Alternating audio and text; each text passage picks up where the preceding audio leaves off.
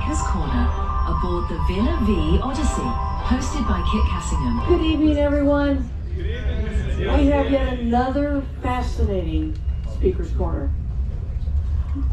Frank is a scientist. He's an investor. I'm making this up because I don't really know if you have any investments other than... Here. Okay. He's here. And I don't know if this is a Breaking Bad sort of text or what. Or what? Or you think it's or what? Yeah. Okay. So, and you know, I make jokes, but Frank is no joke. His talks are fabulous. So listen up and Frank, talk to us about the next billion-dollar drug. All right, so, thank you. So, first off, I will not answer this question. If I had the answer to this question, I wouldn't be on this ship, I'd be buying the Lumina project. Right? So, basically, I'm going to be talking about how the pharmaceutical industry works, what's involved, and why some drugs are so much more expensive than others. And it also just varies. So basically, as we all know, drugs are expensive, right? As of 2021, about $1 trillion per year are spent on pharmaceuticals. That's 1,000,000,000,000,000.00. Lots of zeros. Right? You put that into context, that's roughly the entire GDP of Saudi Arabia, right? 1% of the total GDP of the world. Drugs aren't cheap at all, and this is globally, right?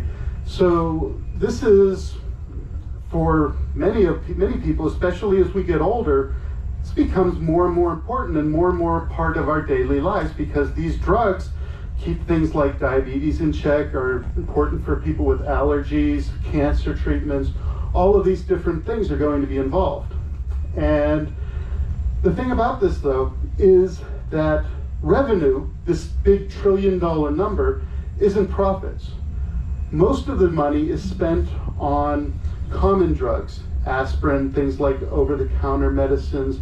This isn't where companies make the most of their money. They're not. You have 10 companies making aspirin, you're not going to be able to make huge profits out of this, right? Only a few drugs drive the vast majority of pharmaceutical profits globally. And these drugs are known as blockbusters. And to be a blockbuster, you basically have to have sales over $1 billion a year, right? So we're talking serious money overall, right? And the thing is, you might have a blockbuster 1 year, and then 2 years later, it's nowhere near. I don't think that was me. Okay, sorry, people, the lights came on. So anyway, this is a list of the best-selling drugs from 2023. Just to give you some names, right? Keytruda, Ozempic, you might have heard of, Jardiance, Mounjaro, right? I'm not going to go through a list of these, but I just want to point out a few things, because here's the list from 2025. Right? There is no Jardiance in this list. One of the top selling drugs in the world gone from the list in 2 years. Right? Ozempic is still here. Mounjaro is down here. Right? Ozempic, Mounjaro, Wegovy, which is essentially the same drug. There's another drug called Zepbound, which is almost identical. Right? These drugs move up and down. They sell for different amounts. And we're going to talk about sort of why some of these drugs change. And we'll go through a little bit about what these things do. Right? Keytruda, for example, right? It's been the #1 selling drug for several different years now. Right? This is a key anti-cancer drug. Essentially what it does is it helps the body's immune system kill off other cancer cells. Right? It basically prevents the cell from recognizing these cancer cells as self. It enhances the autoimmune reaction, which is really neat until you realize it's telling your immune system to attack your own cells. That's where you get a lot of the side effects from these drugs. Right? But because you're trying to kill off these cancer cells, this is actually useful for at least a period of time. right? And this is a unique and important role. And because of that, you know, this drug makes the company $31 billion this past year. Right? So we're talking a fair chunk of change. But just because these are the drugs that bring in the most revenue doesn't mean that they are actually the most expensive drugs. They're the ones that have enough people taking the drug for enough money to actually bring in that kind of change. Right? So there's a disease called metachromatic leukodystrophy. Right? I have a hard time saying this.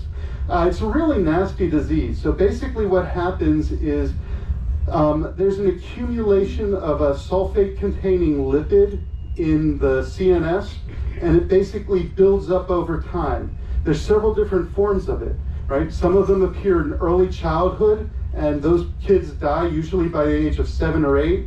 There's another form that shows up in adolescence. They usually die in their early 20s.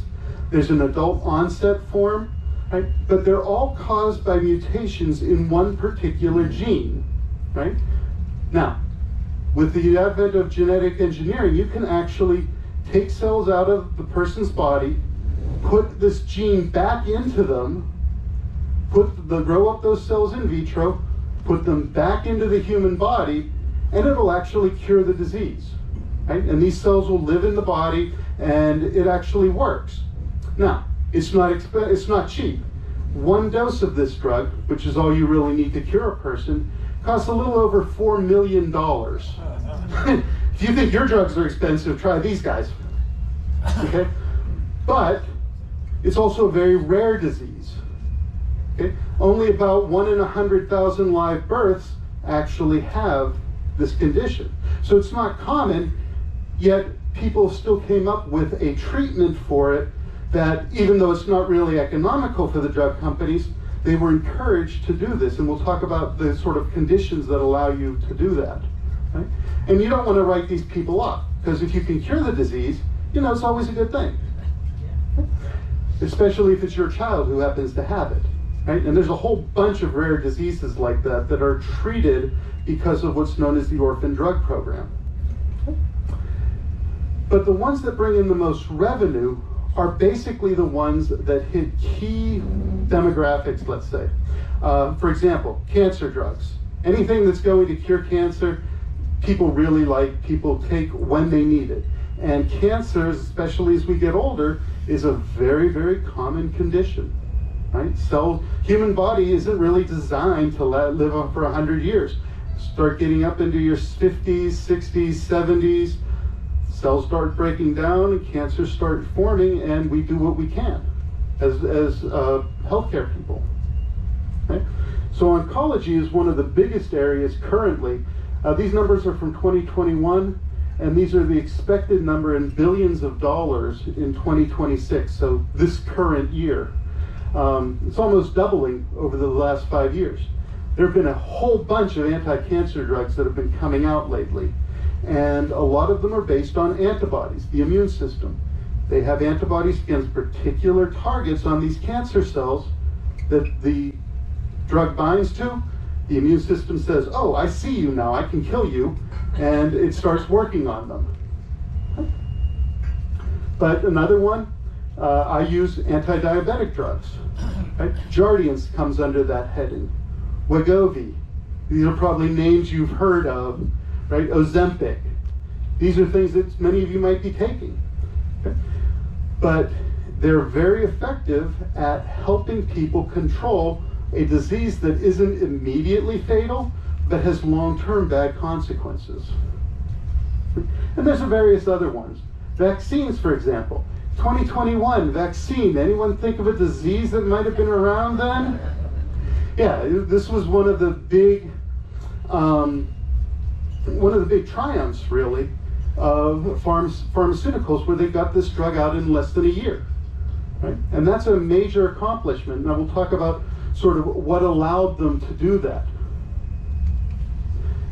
So, prices are obviously expensive, right?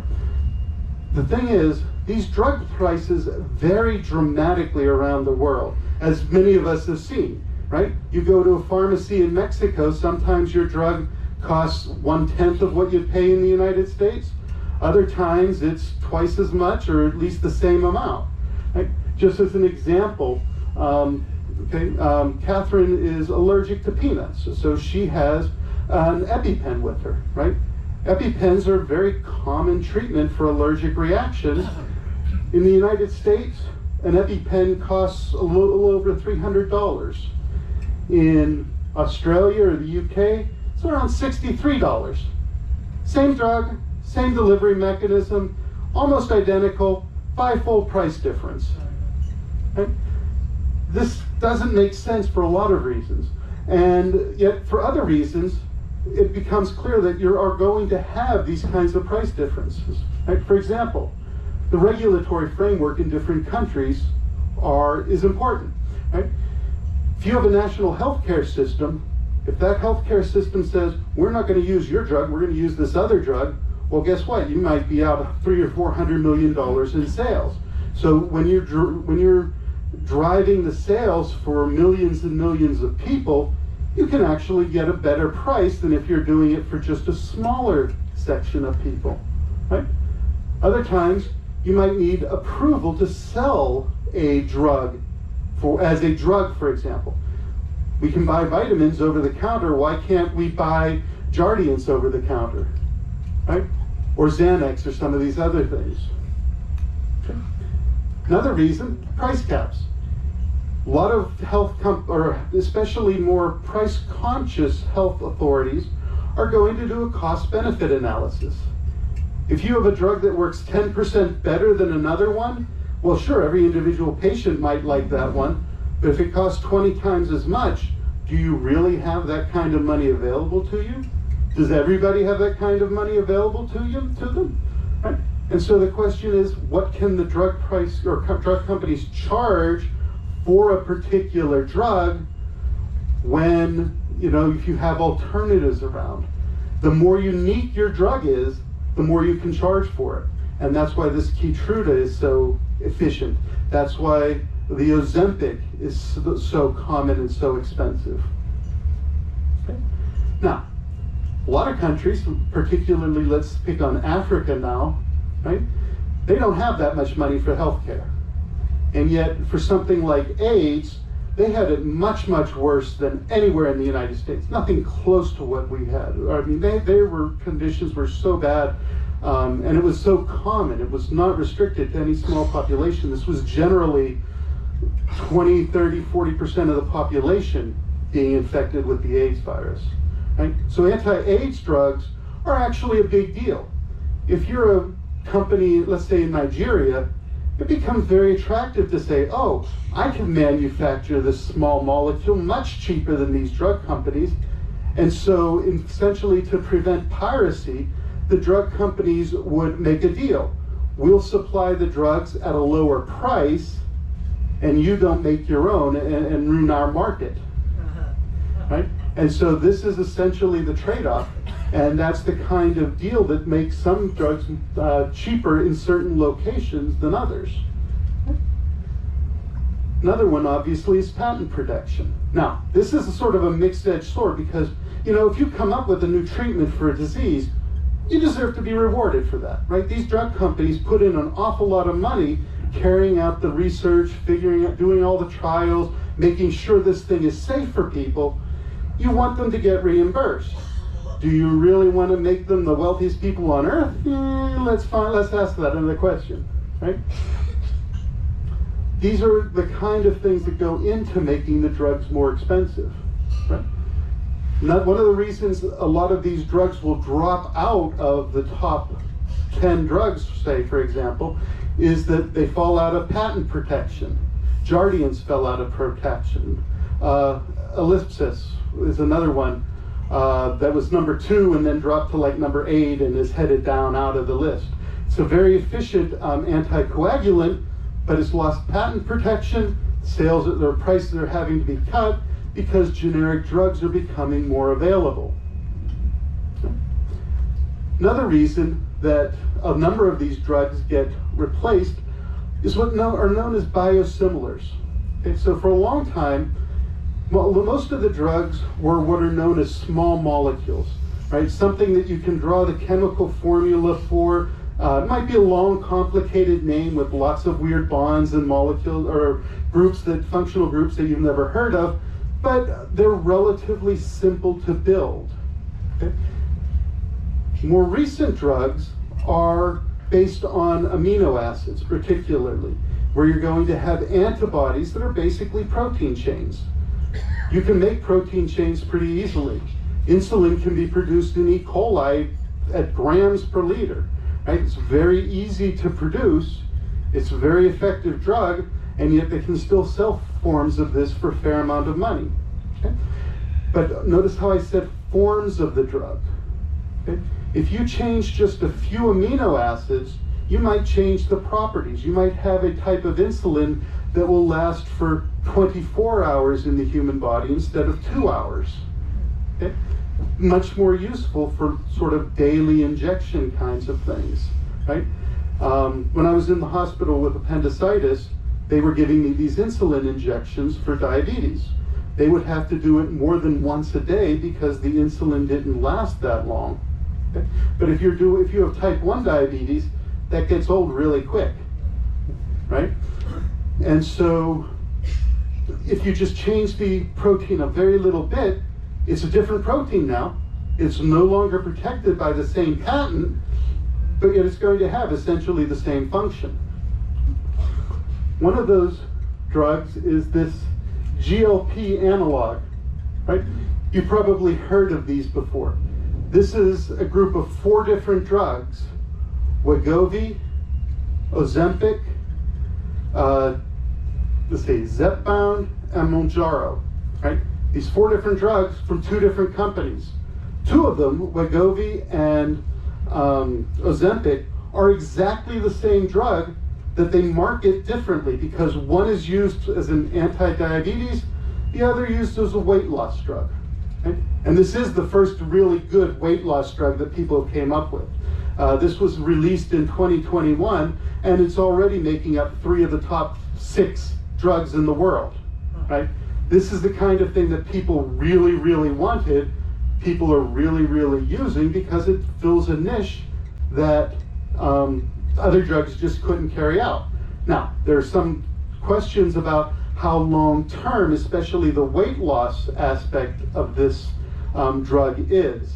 And those are just being worked out now because it was only released in 2021. People hadn't been on it very long, so you don't know how efficient it is for long-term weight loss, right? It's almost like one of those crash diets where you lose 60 pounds in 6 weeks and you put back 50 pounds in the next 3 weeks or whatever, you know? How bad it is, how different it is, these are still being studied, and these are cases that are just being published last year that I was reading about. Okay? But all 4 of those drugs are essentially the same amino acid sequence, right? All naturally occurring amino acids. If you happen to switch, say, valine and serine with each other, they're almost identical amino acids. They're going to have very similar functions, different peptide. Oh, sorry, you're no longer patent protected. Right? And this is why 2 different companies can sell essentially the same drug, because these are very similar in structure. They function the same way in the body, and there's a really, really high demand for this particular type of drug. Okay. Does that make sense to people? Yeah. All right. So another thing is the uniqueness of the condition that the drug treats. Weight loss, right? Weight Watchers was going for years selling these meals. Here you have an injection that you could take for 6 months and lose 50 pounds, right? People like that idea, right? But if you have a unique position, you have a captive market. There is no other drug that's going to carry out these types of results. Okay? Same thing for Keytruda. If you have cancer, you're not going to quibble about $10,000 extra for a course of this medication, especially if insurance is going to be paying for most of it. Okay? One that bothers me more is something like advertising. We were watching the playoff game in the morning light this afternoon. or like 3 or 4 different drug advertisements for various things. They don't even tell you what it is for half the time, but they want you to get the name of the drug so that when you start going to your doctor, you know what to ask for, right?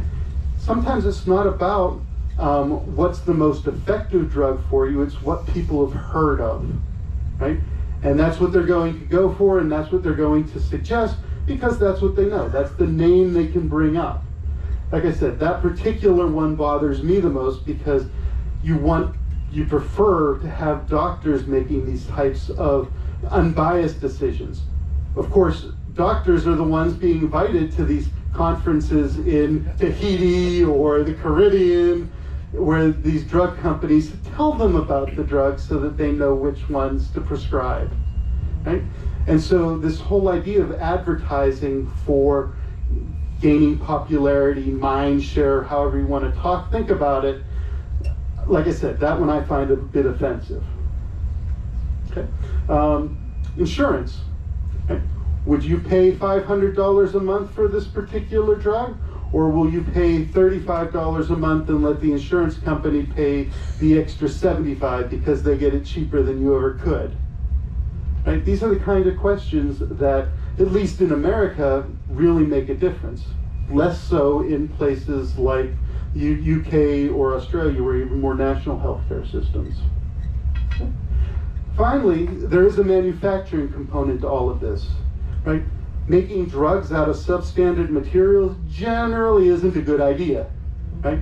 And so unless you know where these drugs are coming from, you've got to be a little bit careful, especially if you're traveling around the world and you happen to be in Mexico or India or Indonesia, where you go into a pharmacy and they have some really cheap drugs. Are they the same? Are they supposed to be the same? Are they actually what they say they are? If they're too cheap, you might actually be wondering, is this what you want? And, you know, this is the kind of thing we deal with on this ship every day. Right? How many people in the room have actually gone to pharmacies and bought drugs during their trip so far? Right? Fair chunk of people, especially if you've been on for a while. Okay? Now, not all, let's call them chemicals, because I don't want to call them pharmaceuticals, right? Not all of these chemicals have to go through the same approval process. So there are a whole bunch of chemicals that will make claims about bringing up your energy levels. This is good for people who feel down in the morning. If you take this one pill with this particular chemical in it, you'll feel better for the rest of your life, right? I think of them as snake oil because that's essentially what a lot of the claims are, but a lot of times they're actually good for you. Vitamins come under this heading. A lot of the supplements that people will buy. Okay, these have very specific limits on the claims they can make.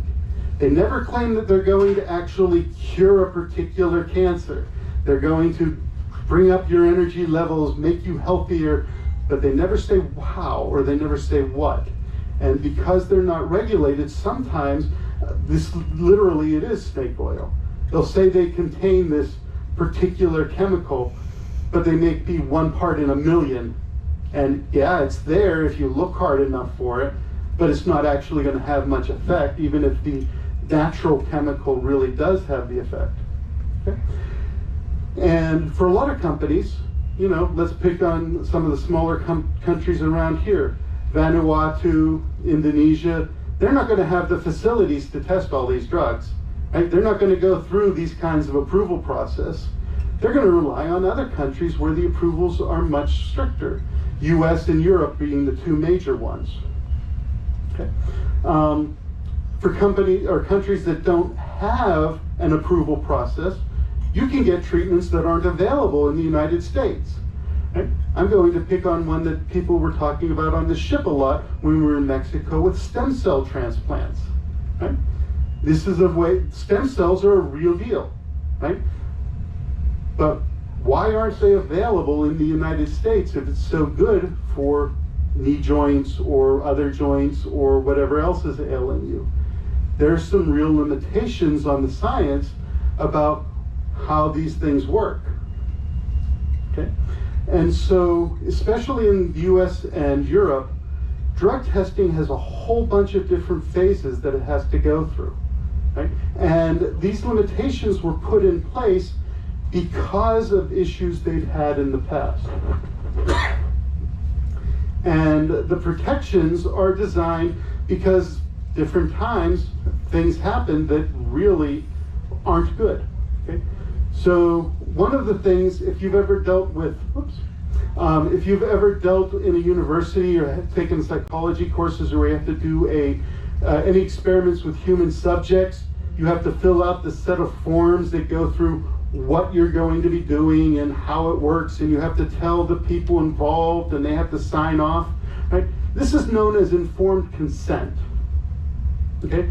For medical schools, for doing human subject research, this is a lot harder than those psychological things, and that's because in the past, doctors were not good about telling people about it.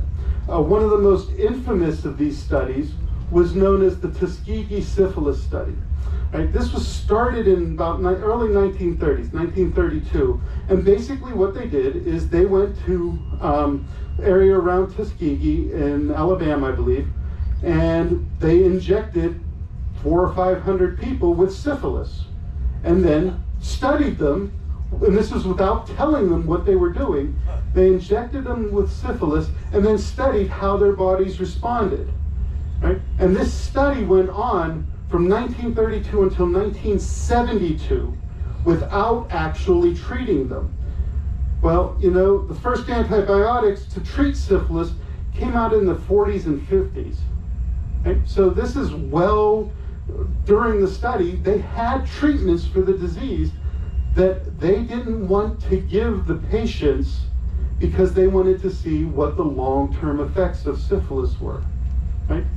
Done without informed consent, denying them better treatments that were available, and this is where a lot of the ideas of informed consent came from, right? Because of these kinds of offensive behaviors. Right? Another one that that drug companies have to go through are testing different populations of people, whether they be different races, males and females, think people with multiple conditions, right? If you have diabetes, you often have heart problems, you often have high blood pressure. Do these conditions overlap? How does the drug interfere with this, right? They have to test on pregnant women, right? Again, one of the ones you've probably heard of before is a drug called thalidomide. It's a wonderful drug for calming people. It makes people very relaxed. It has very few side effects. It doesn't cause a lot of problems unless you're pregnant and take it at the wrong time of the gestation, in which case you have kids with very foreshortened limbs. Right? When they first started giving people thalidomide, they thought it was wonderful. And then a year later, they start seeing all these kids with the limb problems. Wasn't that the drug didn't do what it said it did?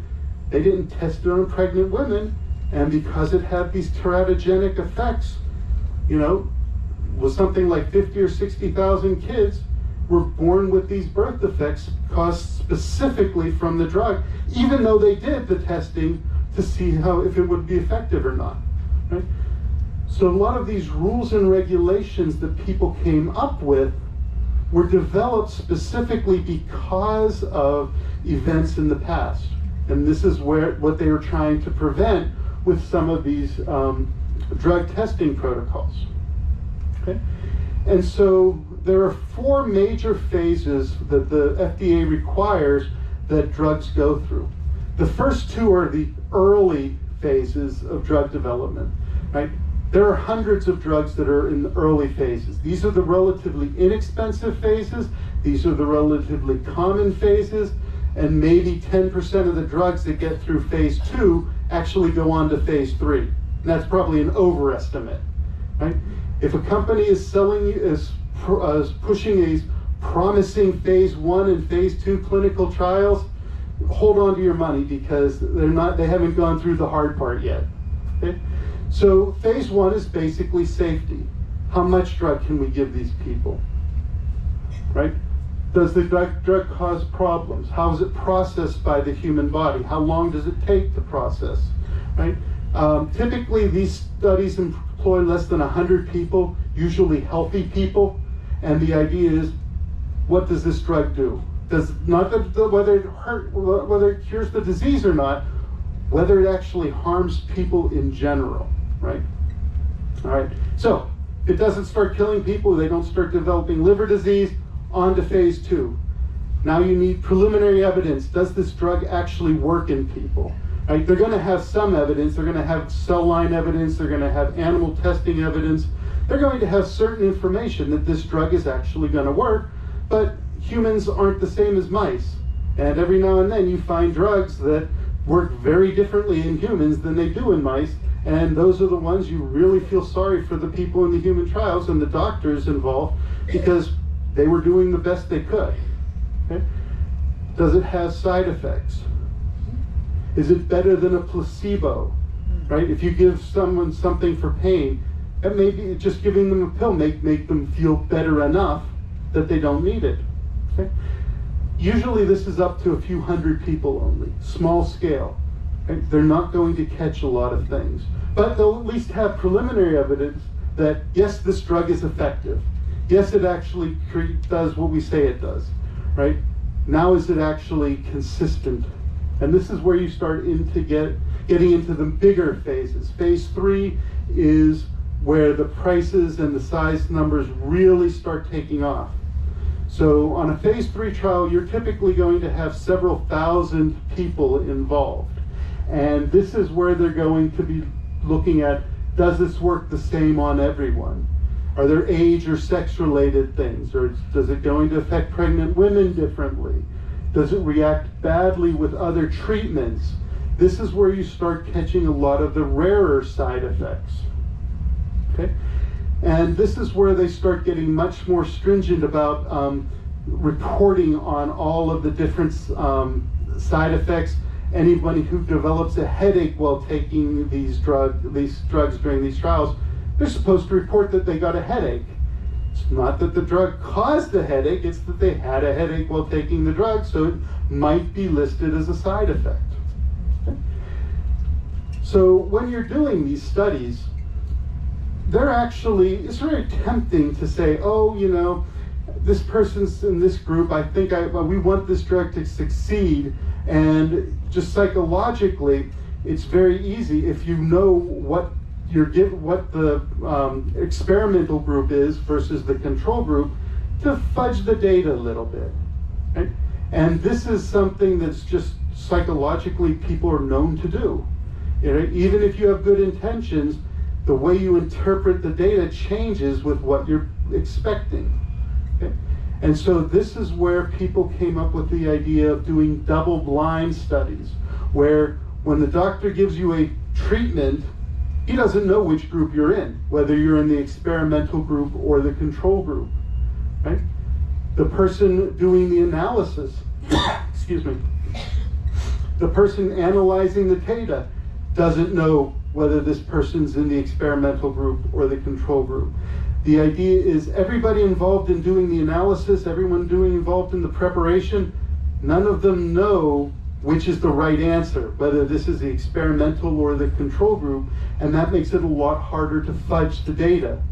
And so these double-blind studies, is what they're known as, are the sort of gold standard for how drugs get tested and analyzed. Okay?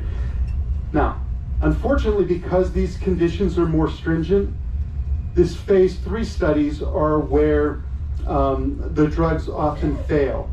Right? This is where they can't actually back up their claims with statistical proof. Okay? So, even after phase 3, even after it gets approval, even after the drug gets approved, there's what's known as phase 4, right? Labeling and follow-up. How many of you have ever opened a box or gotten a prescription and you have 10 pages of tightly spaced material that you need a magnifying glass to read, right? This type of labeling is what's required by the FDA, And the FDA has pretty long and involved discussions about what information has to get put into these drug inserts. And every prescription you get, they send you these same 10 or 15 pages of information. Okay? And so this is one of the things that they come up with after they've approved the drug. Right? Does the drug have other uses? GLP-1 was originally approved for diabetes. They were doing these follow-ups. They were going through this phase 4 studies, and they realized that people were losing a lot of weight on these drugs. Right? Happy side effect, and making these drug companies $20 billion a year more because now they have another condition that they can treat. Okay? Another important one, are these drug studies actually confirmed in practice? Okay? For some drugs, they're not actually confirmed. Right? Alzheimer's is a notoriously difficult condition. Right? The diagnostic test for someone that has Alzheimer's is for a protein called tau. Okay? Basically, the more phosphorylated tau you have, the worse your Alzheimer's is supposed to be. These are two things are associated, but it turns out, so far at least, that most of the drugs that target this phosphorylated tau they'll reduce the amount of tau, but they don't actually do anything for the memory loss condition, right? And so you had a drug called aducanumab, which was approved in 2021. It got a lot of flack from the FDA because a lot of the evidence was sort of wishy-washy, and it was withdrawn in 2024 because the evidence didn't back up their claims, right? For Alzheimer's, this is unfortunately a very common thing, and right now we don't have a good treatment for Alzheimer's. Right? It's a major issue for the pharmaceutical industry, and a number of my friends have basically been tearing their hair out because they've been studying phosphorylated tau for the last 2 decades, trying to come up with these drugs. They get drugs that actually reduce the tau, but it doesn't affect the disease. Okay? So these are the 4 typical phases that all drugs are going to go through. Now, some drugs don't fit into standard categories or special conditions apply, right? One of these are known as the orphan drugs, and these are the drugs designed to treat rare conditions. If you wanted to do a phase 3 clinical study of 1,000 people with a drug that only 100 people have the disease, you're going to have a hard time doing the study because that number of people simply don't exist. Okay? And so orphan drugs have special conditions attached to them, and the drug companies get subsidized for carrying out these drug treatments so that, they're at least working on treatments for some of these conditions. The metachromatic leukodystrophy being one of those. Okay? They don't have to find people who have Alzheimer's. There are a lot of people who are volunteering for those studies. The second major class, right, is known as the accelerated approval. Okay? And we've seen an example of this one, right? The COVID vaccines. Right? If these drug approval processes take years, a year to go through phase 1, 2 years to go through phase 2, 3 or 4 years to go through phase 3, well, those mRNA vaccines that were approved for COVID, they were out on the market in a year, right? From start to finish, it was about 1 year that the FDA said, okay, you can sell these to people. Now, what goes along with this is the increased oversight. Essentially, the drug companies were required to follow what conditions people had, how they're feeling, what's going on with these drugs, with the patients after they've been giving these immunizations.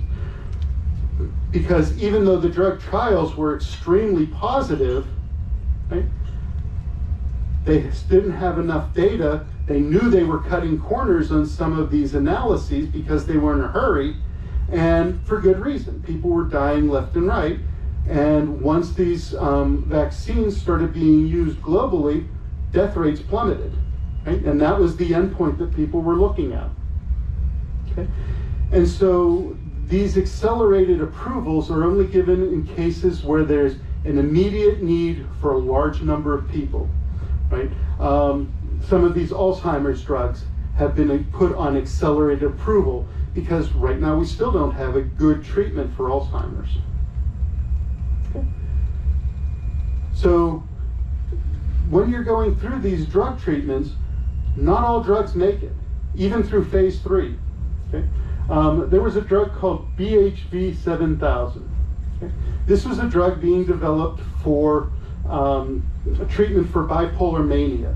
So this is going to be a pharmacological agent that's going to mess with your brain, to change your neurochemistry so that you're more stable. You're not as excited. You don't get as depressed. It's going to keep you more at a more even keel, right? Well, it passed all the safety tests and went through phase 1 and phase 2 just fine.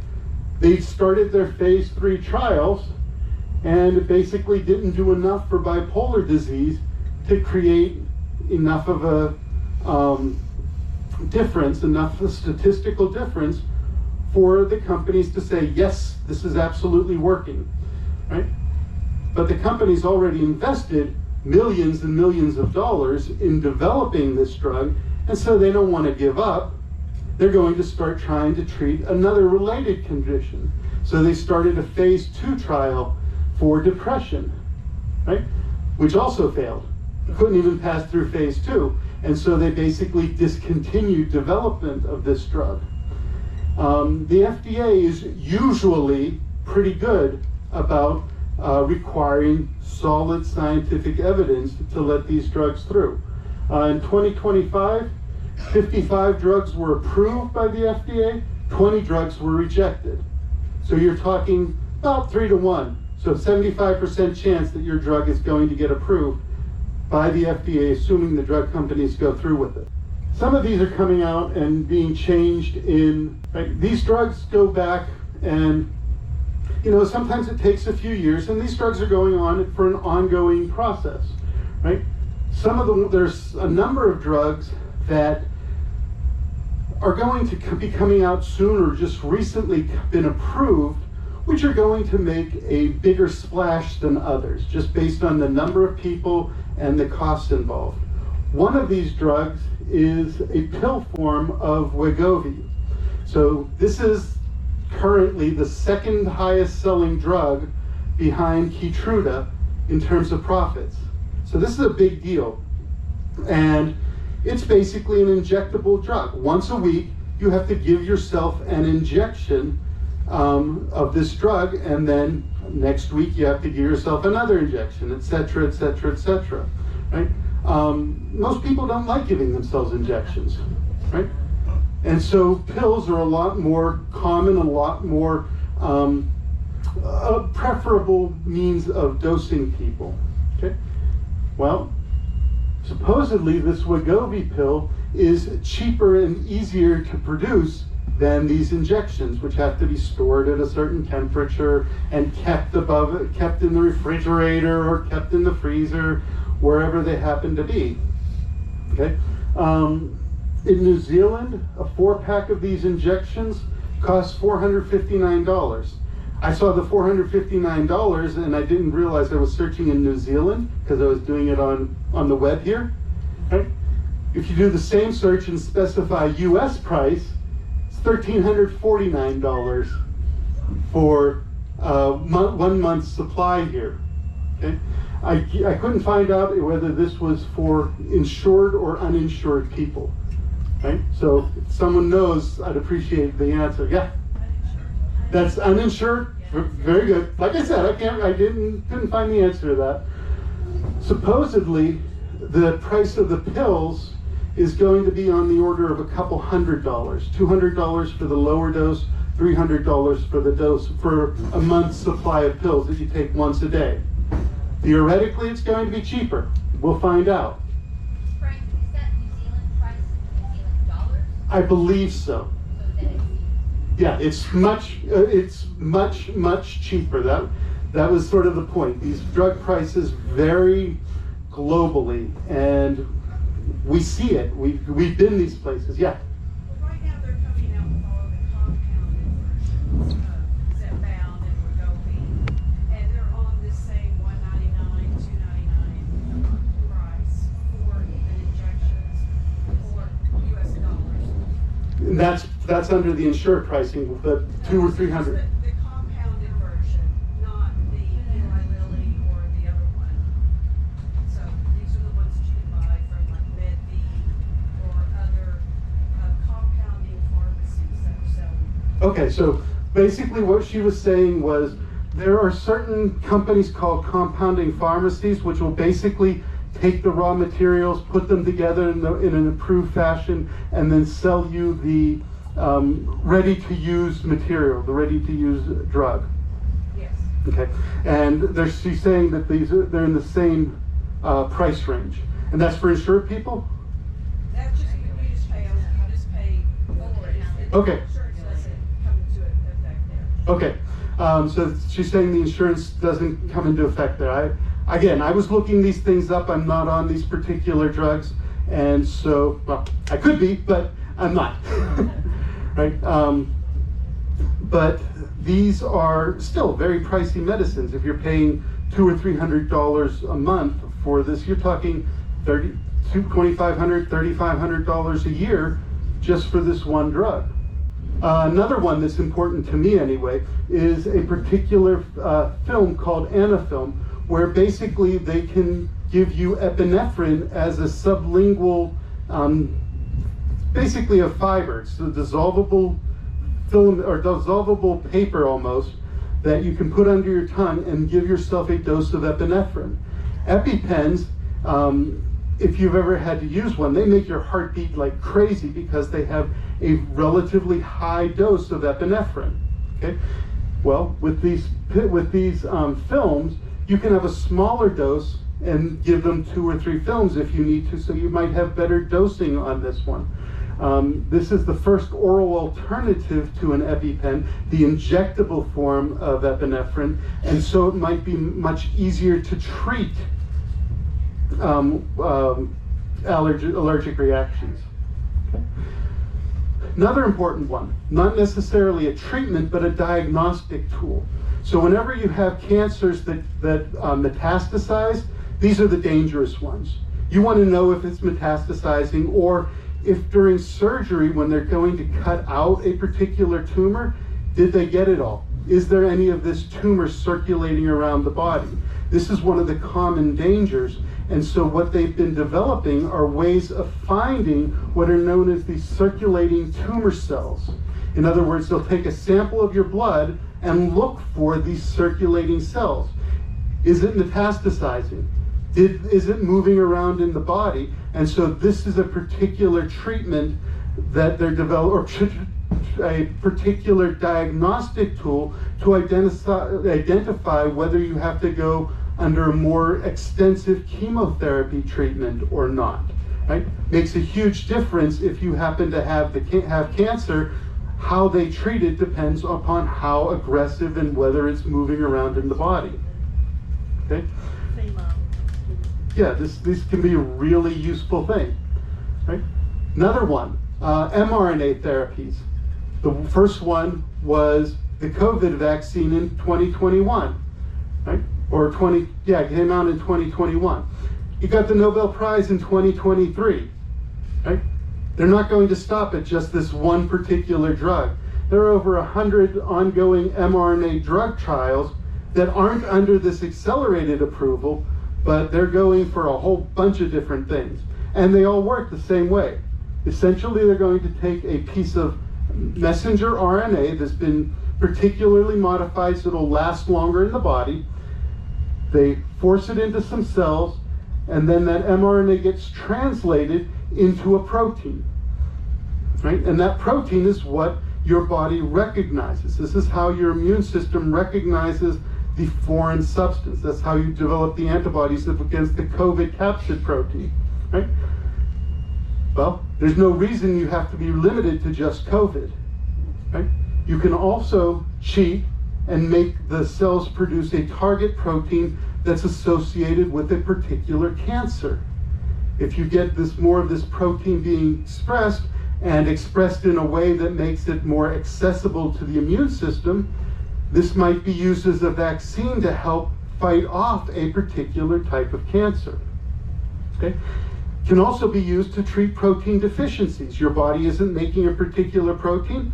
Well, let's shove in this messenger RNA and just make the protein therapeutically.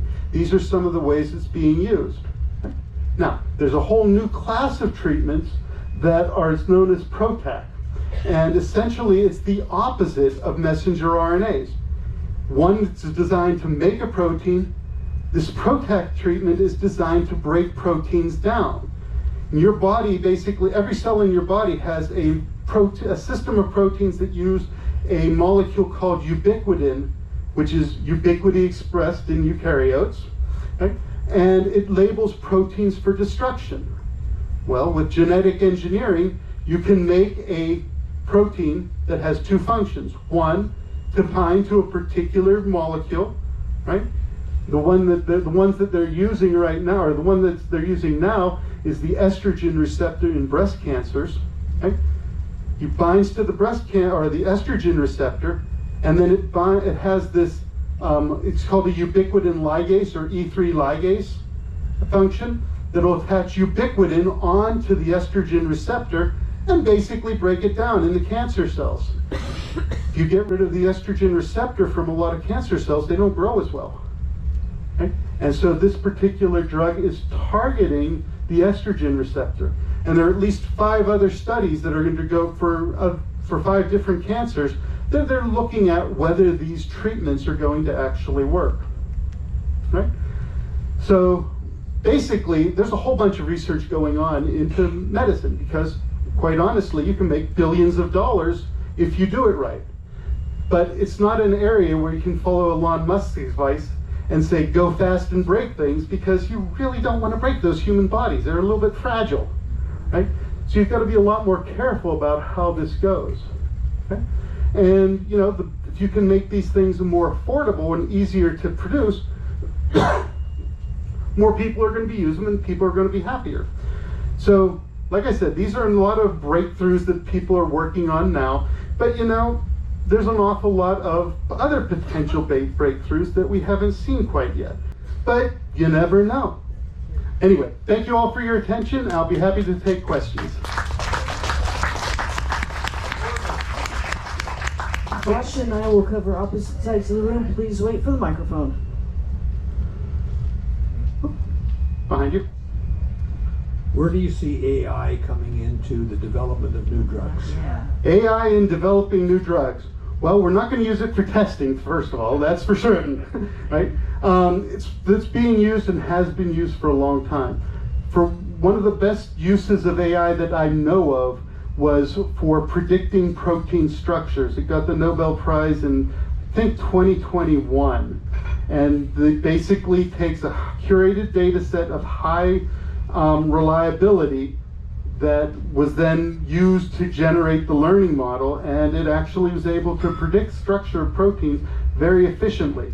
And unknown proteins that they were working on basically fit the model data very well. It's used a lot in trying to fit particular molecules into drug targets, so estrogen receptors or what have you. So it's being used a lot, absolutely, and in very particular defined circumstances, but it's not going to replace the actual testing process that the FDA requires, because sometimes, you know, the human body doesn't follow the model.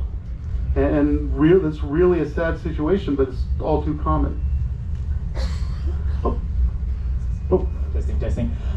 Do you know of a certain drug type that's looking to assist or cure a certain illness in the testing phase that if it does make it through, that could be very successful? That's a hard one to answer. So one of the areas I'm most interested in is Alzheimer's. My postdoc was in developmental neurobiology, and in particular learning and memory. There is a particular drug which has not in clinical trials, so don't get your hopes up yet, right? Which attacks the disease from a different viewpoint. It's not based on phosphorylated tau, but it's based on an energy molecule called NADH or NAD+. It seems to actually reverse the effects of Alzheimer's in mice, right? And because it's attacking the problem in a new way, it suggests that Alzheimer's may be more of a metabolic disorder rather than a neurofibrillary tangle disorder, which is what phosphorylated tau is involved in. Okay, so that's one that I would say would be a very big deal. The PRODAC treatments, the ubiquitin one that's breaking down particular receptors, is another relatively new approach. mRNA, another new approach to whole bunches of diseases. How they'll pan out over time, there's always a good question. Like I said, I'm not trying to get people too excited about the Alzheimer's one because the information is far from complete and it's not even in phase 1 clinical trials, right? But it can be a big deal. Frank, very informative presentation. Over here. Oh, sorry. Thank you. Really enjoyed it. Only 2 countries in the world allow advertising of prescription drugs, New Zealand and the United States. Having zero would not be a bad idea to me. I agree. I think it's killing our, at least the United States. I was curious though, in the advertising, of course there is a slew of disclaimers that are part of it. And they have to not only be just written on the screen, they actually have to be verbally produced and so forth. I imagine those are part of the FDA guidelines. How does that come about? I mean, most of the ads say that one of the side effects is death. And I just can't imagine recommending that to my doctor. I know it's a small chance, but nevertheless. Right. Yes, those are absolutely one of those requirements by the FDA. The product inserts that are required to be given out with all these prescriptions, and not everybody reads. I'm sure all of you go through and read all 15 or 20 pages. Basically, every side effect that happens during the testing has to get reported as a potential side effect of this drug, because they can't distinguish between something that happens randomly and something that happens in the testing phase. And so they all get listed. And one of the requirements is that they go through these potential drawbacks and things that you shouldn't use it for. And I swear they speed up the tape by 2 or 3 fold to make it come out on time. But yeah, that's all required by the FDA. We have, Vosh just gave the microphone, that's the last question. I had a question about, is this on? Yes. So you mentioned the drugs that are applicable to only a very small portion of people. And I guess I had 2 questions about that. You said that the quick fast track was only applied for broad applicable drugs. So do they ever think of applying it? I mean, for the small group of people that have that problem, they probably like fast tracking as well. So that's question 1. And question 2 was, you mentioned that I guess it's the U.S. government gives subsidies to the drug companies for working on these drugs for small populations. Is that under threat with some of the changes that are being contemplated? Yeah. Okay, so I'm going to answer the first question. Instead of using the the accelerated approval process, what they'll typically use is called the orphan drug process. These are the ones that are only going to affect a small number of people, right? And so if you only have let's say 1,000 people or 5,000 people that have a particular disease, drug companies aren't going to spend $1 billion to develop drugs for this. It's just not financially in their interest. And so what's typically been done in the past is that the NIH will fund a lot of this research, and the drug companies that put through the testing get, let's call them approval credits, and sort of allow them to get some of these other drugs into the approval pipeline faster because they were doing these other drugs. It's a way to encourage drug companies to actually go through the effort of proving these things. As to whether they're going to change, I can't answer that because I don't have the data for it. I will say that Europe has similar type of programs where, you know, there are people who really are fundamentally interested in curing these rare diseases, right? It doesn't have to be a billion-dollar producer. There are people who just want to help them. How much will be available, when they'll be available, whether certain drugs will be denied for political reasons, I honestly can't tell you. I wish I could. Thank you very much, Frank. Wonderful. Thank you. So, all right, you don't know which drug to invest in, so just keep watching, Frank.